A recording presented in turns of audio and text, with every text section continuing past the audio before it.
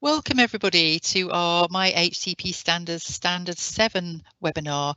Really nice to have you here today with us, joining us for our 7th webinar of our series. Today we're going to look at, as I said, Standard 7, and we're going to look at the important parts of that. But first of all, I'm going to look quickly at the HCPC role and standards. And Standard 7 is very much about reporting patient safety concerns. Just a few housekeeping things. I'm joined by a couple of my colleagues, but just to say that Holly and Kelly will be looking at your chat. If you've got any questions, people have already started to put questions in the chat, so please do, you're most welcome.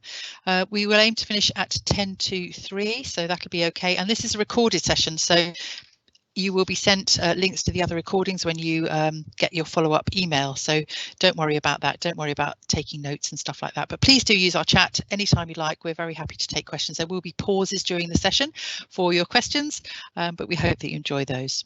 So hello, my name is a fantastic, and I know Kelly and Holly will kindly put hello, my name is links for Dr. Kate Granger, who started the concept in the chat bar, but my name's Kim Tolley. I'm a professional liaison consultant with the HCPC, and I'm going to ask my other colleagues if they wouldn't mind just coming off mute and just saying hello. So Matt, would you mind starting for me? You're going to meet Matt later in person. Hey, my name is Matthew Clayton. I'm a Senior Policy Officer at the HCPC in the Policy and Standards Department. Thanks, Matt. That's lovely. Kelly.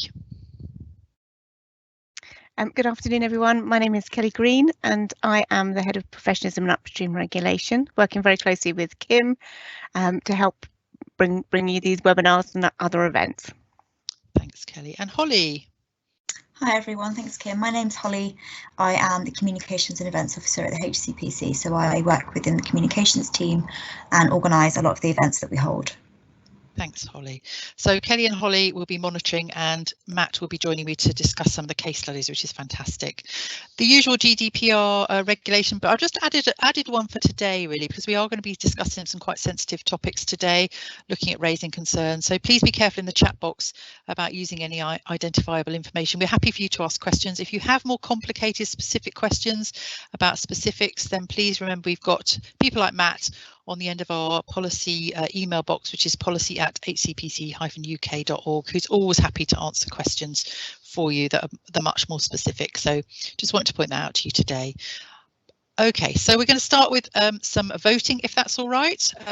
Usual Slido, which is our fantastic polling system, and I'm going to look down on my phone briefly, if you don't mind.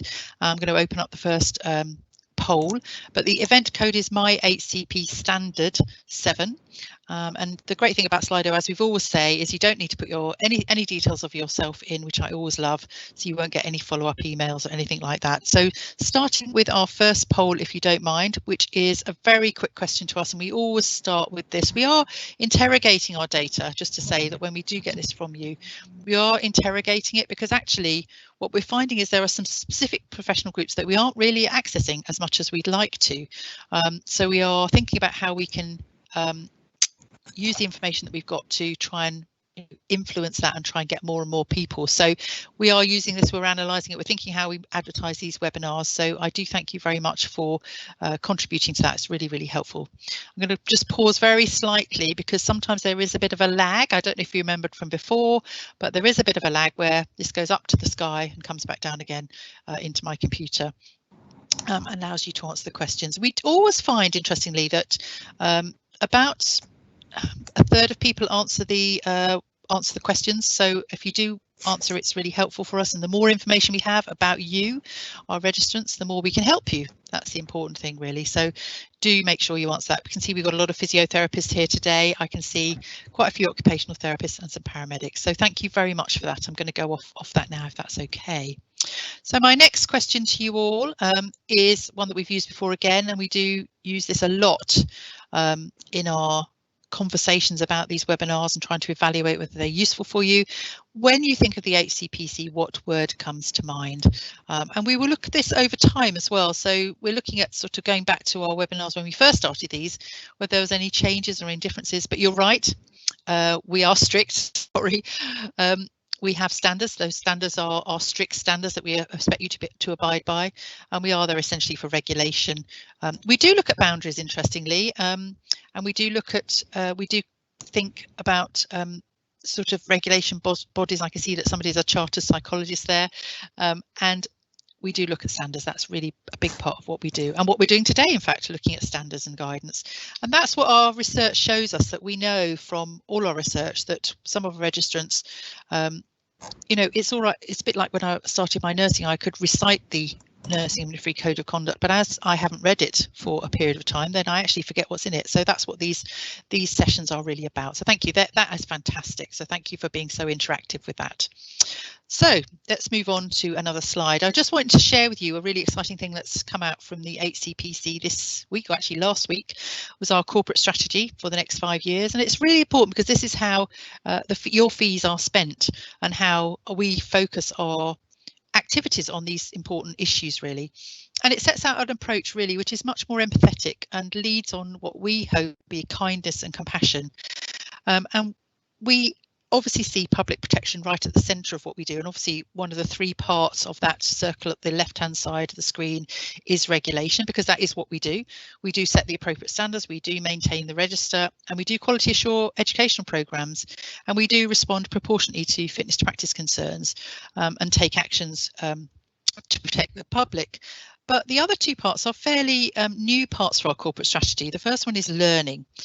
We want to spend some time looking at the intelligence and data that we hold on you, and we want to use that data really to inform us and to look at the impact of our processes and take learning forward to improve our regulatory functions, really, and some of our decision making.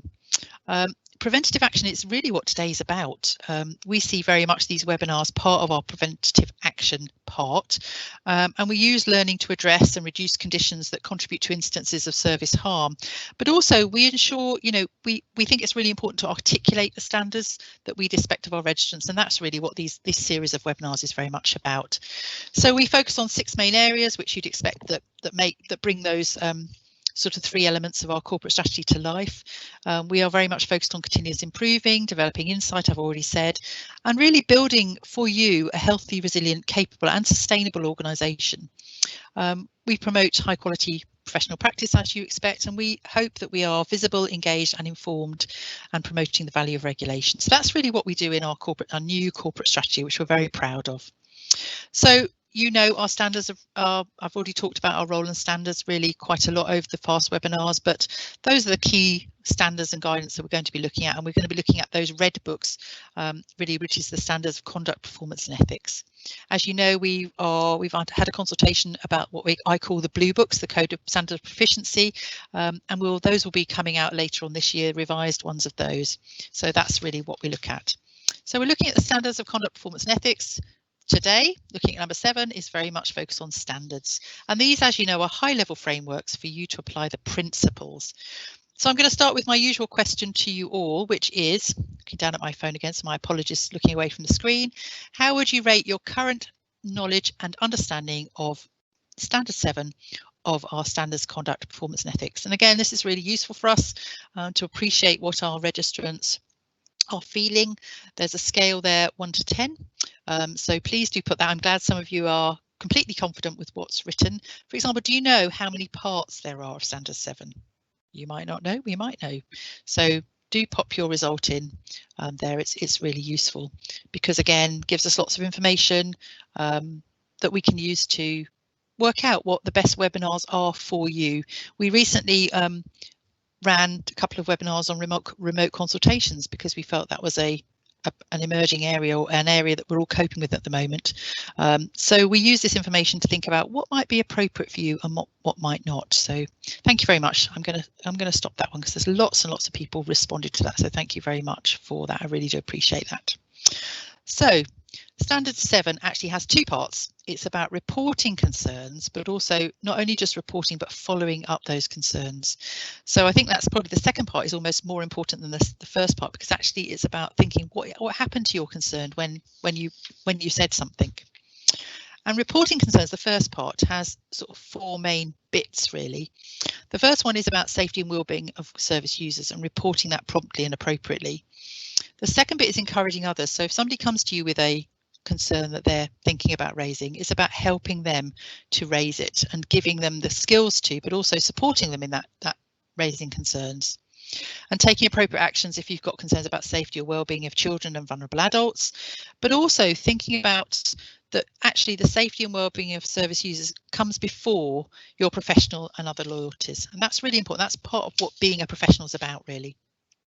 So where does this all come from? Where do the importance of all professions of raising concerns? It came from the reports I've talked about in the past, but the two main reports, and I make no apology for showing them again because I think they're must reads: the Francis report, the Mid Staffordshire report, and also the Freedom to Speak Up report. So the first thing you've got to think about if you want to raise a concern is who's that concern about? And we're going to go through these four main components of who the concern's about, because each concern might have to be raised in a different way. So let's think about the first one, which is about service users, because obviously this is the most important one, and also it's about taking prompt action. So as we've done before, we're going to start with a case study. So David, he's a chiropodist, and he's just visited an 86-year-old man in a care home. He's concerned because his room was very untidy and not looking very clean, and that was unusual for the care home. So he spoke to the nurse who was looking after him, which was exactly the right thing to do. And she said that actually the patient had made it untidy, and she mentioned that they were quite short of staff. So David wasn't very happy with that reply and wondered what else he could do. So I'm going to actually hand over to Matt, if that's all right, Matt, because Matt's going to take this question and see what you think he should do, Matt. Thanks. So like Kim said, David's done the right thing in terms of reporting this initially. But in 7.5 of your standards, there's an obligation to escalate things if your concern hasn't been addressed. So if after David's reported this, he still has any sort of concerns about safety or well-being of the service user, he does need to raise that. And so the ways that you have to raise these types of concerns are going to be very different depending on your profession and the setting that you're working in. But the expectation is that you are raising this to someone who's got the ability to make some changes. So whether that's managers or direct supervisors, for example. Another linked point here is that as registrants, you've obviously got an obligation to keep records of all of your clinical decisions, but also we would think it's important to keep records of any sort of discussions you're having on this point. So if ever you needed to be able to evidence the fact that you reported this concern, some things like when you found out that there was a concern for patient safety, when you reported it, what action was taken, just so that you're able to evidence that for yourself. And then finally, depending again on what setting you're working in, there could be external people that you could report issues like this to. So for example, if we're dealing with a care home, there are external bodies. So in England, that's the Care Quality Commission, and there are different bodies in the other home nations, but there are external bodies that you can report that to in order to meet your obligation. I think that's really important, Matt. And I think for me, the two most important things that you said are prompt action, didn't you? And documenting. So you already said that you hold records, Matt. And I think the other point that you could set, I know we've talked about it, haven't we, is sending an email to the manager, isn't it, really? So you could, if you're not happy with the reply, you can then use your own professional responsibility to send an email to follow that up, really, outlining your concerns. I think that's really useful as well. Brilliant. Thank you, Matt. Fantastic. So I think the only other person I'm going to point you towards is the Freedom to Speak Up Guardian. We've talked about this before, and I cannot tell you how important these guardians are. So they are there for you. They are independent people. So in that situation, the other person that you could phone or speak to is the Freedom to Speak Up Guardian. So I'm going to pause for a second to ask if there's any particular questions coming up, Kelly. There might not be, because we're only about 10 minutes into our presentation, but is there anything that's coming up that needs answering? So we have had a few questions coming in. One has asked about our whistleblowing policy, and I've popped a link into the response to that question there, so I hope people can find and access that. But another question that has come around whistleblowing is how do I know if I blow the whistle on patient safety issues that my manager won't use fitness to practice to silence me? I don't know if that's something, Matt, that you're able to answer. I know there's some protections that can be put in place for whistleblowers and things, but I don't know if it would entirely prevent someone from raising a fitness to practice concern. Yeah, so I'm not from FTP and I can't give legal advice. So if you've got any sort of concerns about whistleblowing, when people talk to whistleblowing with the policy team, we do tell them about basic sort of whistleblowing provisions, but we do also tell them that the best people to speak to are your trade union or independent legal advice, because we're dealing with quite specific employment law and whistleblowing law issues here. When it comes to FTP, I think in one of our case studies, this is quite relevant in case study 4. If there is something, if you are following your obligations, then that includes reporting concerns. That is going to be far less of a concern to the HCPC than any other sort of FTP issues. If you have done something outside your fitness to practice, whether or not you've raised a whistleblowing concern is not necessarily going to be the biggest determining factor of whether FTP takes it. FTP's got a very complicated and thorough triage process for those kind of concerns, but you are also protected by law from retribution from your employer for raising legitimate concerns. But yes, you really should speak to independent legal advice for something like that. Thank you, Matt. Sorry, yeah. Kelly. No, that's fine. Thank you, Matt. The only other thing that maybe to add to that is the organisation called Protect that exists. There's a link on the information on our website that we've posted a link to in the chat box. They are a charity, whistleblowing charity that will offer confidential advice, and you might be able to speak more with more detail really to them about your concerns in relation to fitness to practice and being a whistleblower. So have a look at that link. Yeah, thank you. Brilliant answers, brilliant. Okay, thank you ever so much. That's fantastic. They're really important concerns. I can totally get those. So the other person that you might have concerns with is a colleague who's actually not on the HCPC register. And I think it's just really important to remember that there are other colleagues you work with, and it's important to think about raising that concern with their employer and ultimately with the other regulator. So that might be something that you might have to do. So we're going to think about this one because this is actually a concern as well. This is Adiola, who is a biomedical scientist, and she's come onto a shift and smelt alcohol on one of her colleagues. So what should she do? It's obviously a really delicate, sensitive issue here, isn't it, really, and something that needs to be dealt with discretion, really. And obviously smelling alcohol on a colleague doesn't actually mean that they actually have had a drink at work or indeed are under the influence of alcohol. There could be other reasons as well. And I think the most important thing for me would be to deal with this at the time, and for Adiola to be brave and say to her colleague, can I just have a quick word with you? Could we go into a private room? These things are always better, aren't they, dealt with in a private place where you can have a quiet conversation away from everybody else, away from patients, away from other colleagues. So can I have a quick word with you? And then it's important to be quite direct, isn't it, to actually say, are you okay? It's kind and compassionate to say, are you okay? I think we are all using that phrase a lot more these days, which I think is a really good thing. If the person doesn't openly say, well, actually, this is what's happening to me, and this is, I don't know if you've noticed that I'm smelling of alcohol or whatever, you do need to be quite direct. Adiola does need to be quite direct and actually say, you know, I can smell alcohol on you. I'm worried. I'm actually worried. And I think that would be the most important first thing to do, is try and encourage the person to go home, but also to think about that you are also going to have to speak to somebody else at work and tell them your concerns about this colleague. And I'm going to hand over to Matt now, because I know that Matt's got some really good information about who you should speak to and in what sort of circumstances, really, because it's important, isn't it, Matt, not just to deal with the situation with the colleague, but actually to do something else about it. Absolutely. So when it comes to reporting these concerns, we tell you to report concerns. We don't necessarily say how you have to do it. So if you want to start by having an informal conversation with someone, that's not prohibited by the rules. But in the same vein, having that informal conversation is not a replacement for actually raising the concerns with managers or following the policy that your organization has on those issues. And when you're dealing with something like that, I think it's important to remember that your loyalties to other professionals have to be superseded by your obligation to report concerns.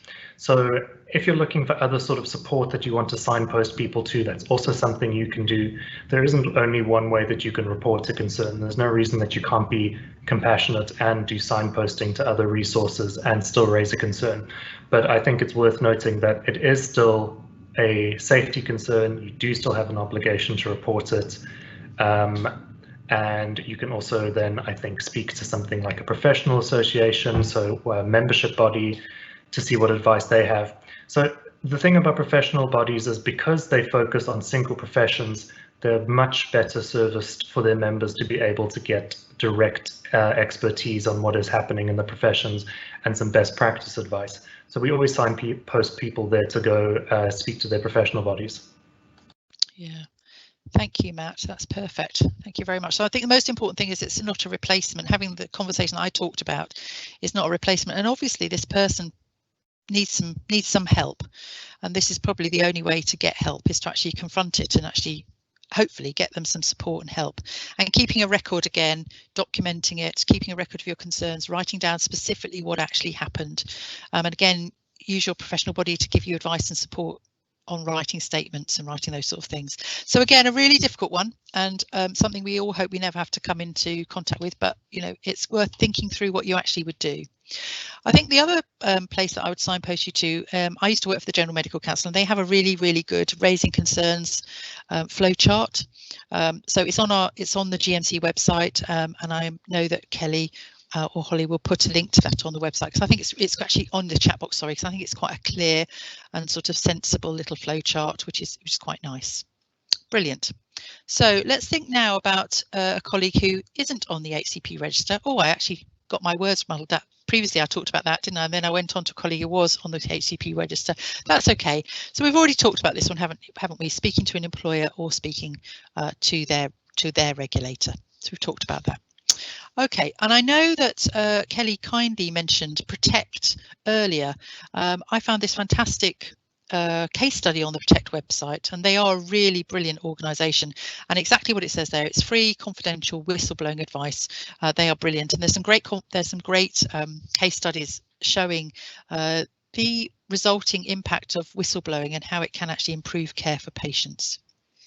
So Matt has already talked a little bit about service, and we've already talked a little bit about the service and what might happen if you've got concerns about a service, because David, our chiropodist, had concerns about a service. But also there are some other things that we can do. So let's have a look at Florence. And Florence is a paediatric physiotherapist, and she's also got concerns about lack of staff and not sure who to tell or who to raise this appropriately. So I think we will signpost you a little bit more to some of those areas, Matt, if that's all right with you. What could Florence do in that situation? So in that situation, Florence again has an obligation to raise this. I think it's important to know when you're raising these concerns, they don't have to be immediate concerns. They don't have to relate to a specific service user.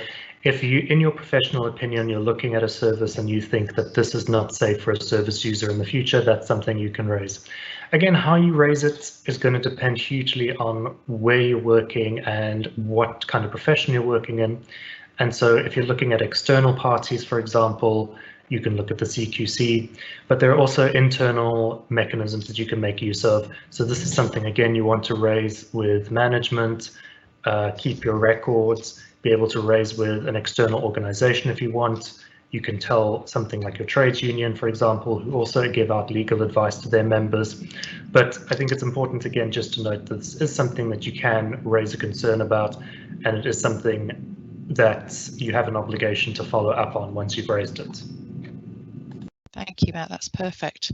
And I thought on the next slide I would just write a slide, because it's also really good to have all the names of all the different organisations, isn't it, Matt? You've just talked about Health Improvement Scotland, the Care Inspectorate, Department of Health, the Regulation and Quality Improvement Authority, and Care Inspectorate Wales. So they're all on there.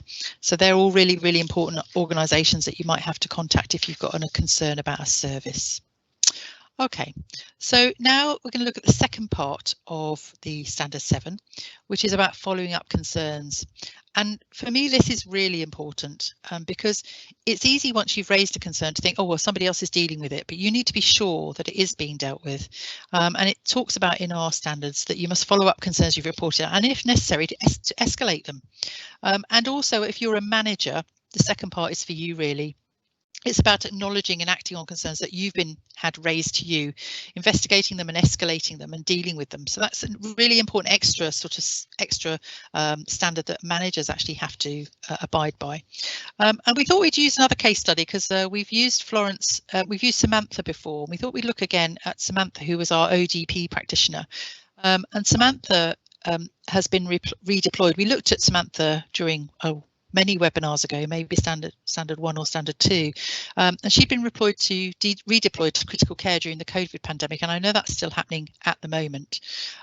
She started working there, and she did have some concerns about before, if you look back at our previous webinars, about being delegated tasks that are outside her scope of practice, and she was trying to raise them before. And in fact, when she did raise her concerns, her manager has just said, just get on with it. You've just got to get on with it. We're in this pandemic situation, you've just got to get on with it. So Matt, this is a really difficult one, isn't it? Because she's raised that concern, but actually she's not got the support that she needed. So what does she need to do in this situation? Does she need to escalate it? Yes, she does need to escalate it. I think this is something we saw a lot during the first wave of the pandemic in March. A lot of our registrants really stepping up very quickly. And then a few of them being concerned that they were being put into positions where they didn't feel safe to practice because they're working outside of their scope of practice. So the first thing is that the short answer is that you cannot work outside your scope of practice. It's just something you can't do. And where you've got an employer who's pressurizing you, that's something you need to raise a concern about. So you can raise those concerns internally. That's also a whistleblowing concern. We had several registrants who got in touch with the HCPC about this because the employers had actually threatened them with fitness to practice cases because they were saying along the lines of, if you refuse to work, we'll raise a fitness to practice concern about you for refusing to treat people. Again, I don't work at FTP, but I'm going to just say that the HCPC is going to be far more concerned about you working outside of your scope of practice than any other concern that I think that could be raised about you not treating people quickly. So your employer's got an obligation to make sure that you are able to work and to meet your standards. They have to provide that environment. You can't work outside of your scope of practice, and you need to be able to raise these concerns and to elevate them. Yeah, thank you, Matt. So it's about escalation, isn't it? The importance of escalating if you're not getting what you know is right, because Samantha knows that she shouldn't act outside her scope of practice. It's actually about doing something about that, isn't it, really? Yeah, not just leaving it. So thank you. You've reinforced that. I think that's brilliant.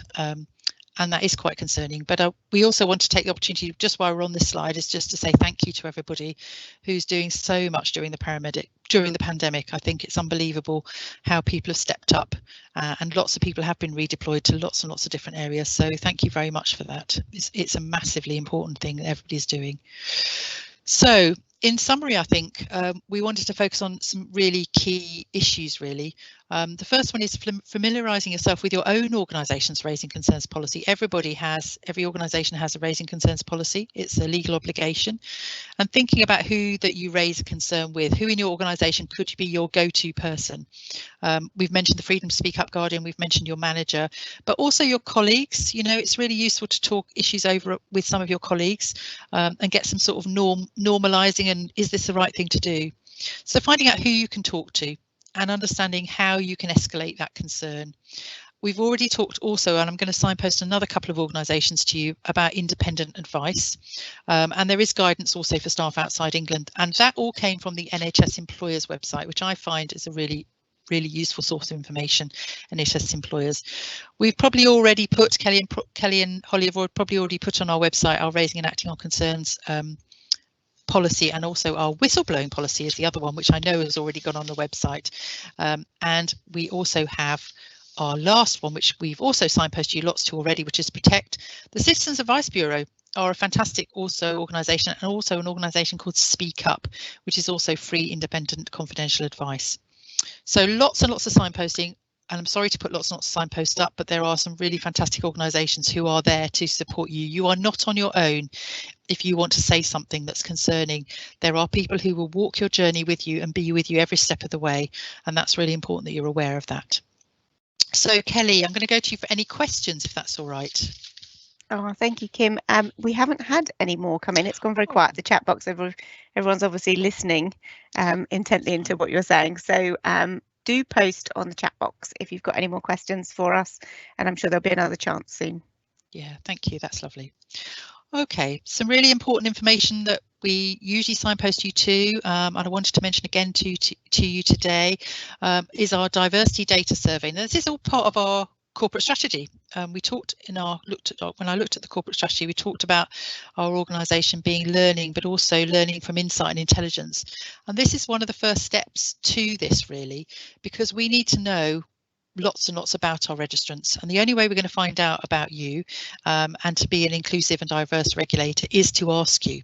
So it's really important. You will have been sent an email about this. If you haven't, please do email our EDI colleagues and they will send you one. Please do respond. We know that we've got lots and lots of responses, but we'd like more because we'd really like to find out a lot more about you. We wanted to signpost you to our COVID hub. We are continually updating it. There's some really good information on that, particularly our health and wellbeing advice, which I think is really important at the moment. So our online hub, our COVID-19 hub, is really, really useful. We're constantly updating that, and my colleagues in Standard and Policy are constantly updating that, which is really, really nice. A new bit of information about our employer newsletter. This is something we've been doing for a while. If any of you are employers out there, we do a fantastic newsletter for you. It's coming out very shortly, actually within the next sort of couple of weeks. So if you go onto our website, and I know that Kelly and Holly will put a link to this on chat, do register for it. We amalgamate all the things that you need to know about us as a regulator and the support we offer you as a profession in there. And actually, this is really important because it signposts you again. Signposting is really important too. If you've got any issues, where to go and where we can help you with. So on our website, a really important thing to do, if anybody got to do that now, has got a few minutes just to sign up. It's just a quick sign up. All you have to do, I did a test run yesterday actually, all you have to do is put your email in and we will send it out to you. And I know your email boxes get very, very full, but sometimes the stuff that comes out is really, really useful, and certainly this employer newsletter is really useful. We've promoted the Student Hub to you before. Our Student Hub is full of really excellent stuff. Some of you on the call will be educators, and some of the videos on there are really nice short little vignettes that you can use with your students on consent, social media, confidentiality. There's some really good stuff on there to signpost your students to, and we've actually sent you out an email in the last week or so to ask you to disseminate information about our Student Hub to all your students and let them know that there's stuff on there. And again, if anybody wants to write something for our Student Hub, if there are any students on the call, then please do, because we're always very happy to take information and update our Student Hub, which is really nice. So our next webinar will be on the 3rd of March at 4 o'clock. It'll be on Standard 8, which is about the duty of candour, being open and honest when things go wrong, sort of very much linked to raising concerns, the duty of candour. So we will look at how those things link together. But duty of candour is really, really important, as you know, in the health service. We have our statutory and our professional duty of candour. Both of those are something that we have to actually do, so really important. So we've looked at Standard 7 today. We've done a canter through reporting concerns and following up concerns. We've looked at some case studies that I hope you found quite useful. And we will ask you quickly to go to our Slido app, if you wouldn't mind bearing with us. I'm going to open it now, and I'm going to ask you a couple more questions. Not that one, so my apologies. Put the wrong one up. After this session, whoops, cancel. We go. After this session, how would you rate your understanding of Standard 7 of our Standards Conduct, Performance and Ethics? We're hoping that you found out a little bit more about it. We're hoping those case studies might be quite useful to you.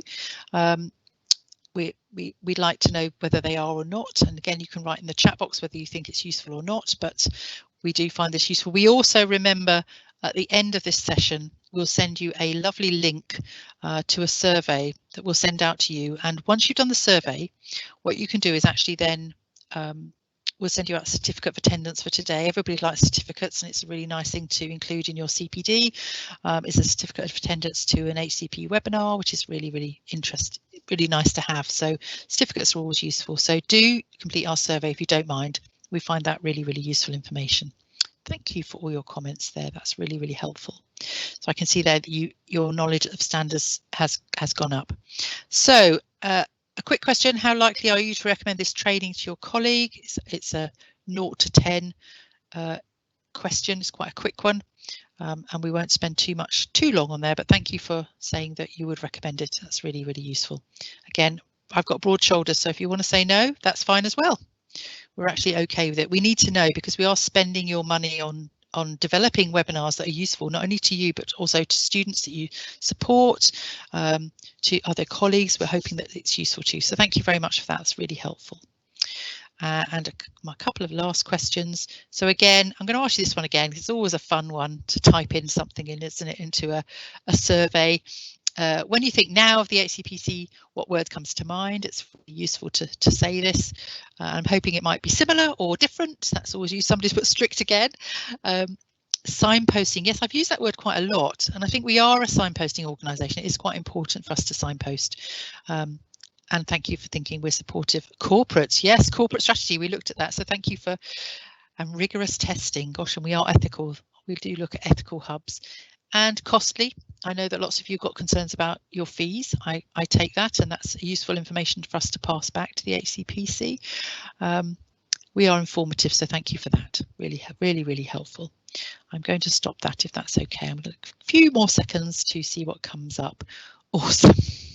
That's made me smile. Probably made my Thursday. So thank you. And my last 2 questions is, has this session helped you to reflect on your own practice, yes or no? It's useful for us to know this, and again, if anybody wants to put in the chat box how it's helped you reflect on your practice, that's quite useful to us, because again, it's all right having webinars, isn't it, and finding out information, but it's how you apply that information to your practice that is so important to us, because it's about making these webinars relevant and useful to your practice. So thank you for that. And my last question before we wrap up, which won't be a few more minutes, is, has your knowledge of the role of the HCPC improved? It sounds like that for lots of you, you've got lots out of this webinar, which again is really useful, and people are replying very quickly to this. It was already good, so thank you for that. We appreciate that.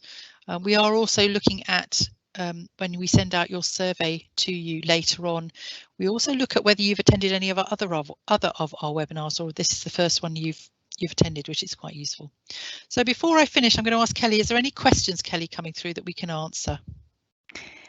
Thank you, Kim. So there's a question that has come through on the Slido chat where they've said a manager asked an employee to work when occupational health has stated they are not well enough to work. Would the employee be supported? I think that's probably perhaps something for Matt or Kim. My comment would be to seek advice from your professional body and your trade union, but I will ask Matt if he's got any other advice about that.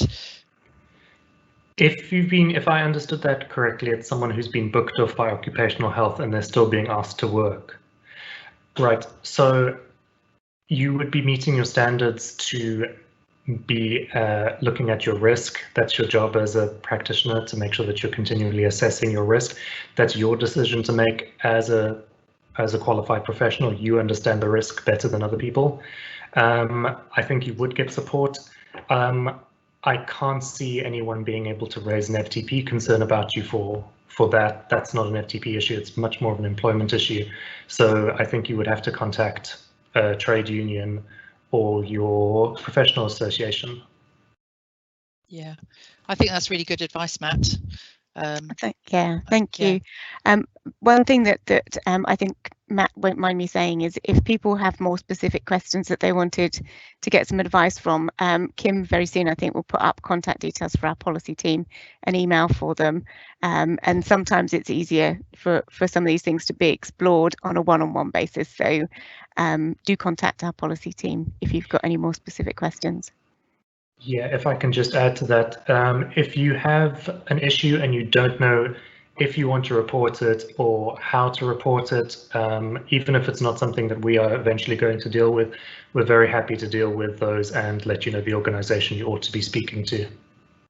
Fantastic, Matt. That's great. So I think it's a really difficult one, isn't it? That's a very specific, difficult one. So definitely, I know that Matt spends a lot of his life and a lot of his the policy team answer individual queries, and I've read some of the replies, and they really are very individual to the specific situation that the person finds himself in. So thank you for that, Matt. Anything else, Kelly? No, that's it. Thank you. Brilliant. So those are the other points of contact from us. Myself and Kelly work for the Professional Liaison Service, as I said, so if you've got any concerns or you want anything from us, from our service, or you've got any ideas for our service, please do email us at the Professional Liaison at hcpc-uk.org. We're very happy to speak to you. We've got a registration team and a lovely fitness to practice team, so we've got a lot of people who can give you support and give you guidance, but really Matt is probably the best person for concerns about standards and guidance and policy issues. So thank you, and I want us to end this webinar particularly on again saying thank you, but it really is heartfelt from all of us as individuals on the call today, but also from the HCPC for everything that everybody is doing in health and social care today, and stepping up to the plate and coping very valiantly with everything that's going on. So thank you very much for your support, and we've enjoyed having you at our webinar today. And again, give us a shout if there's any other questions that we haven't answered for you today. Take care and look after yourself. Thank you.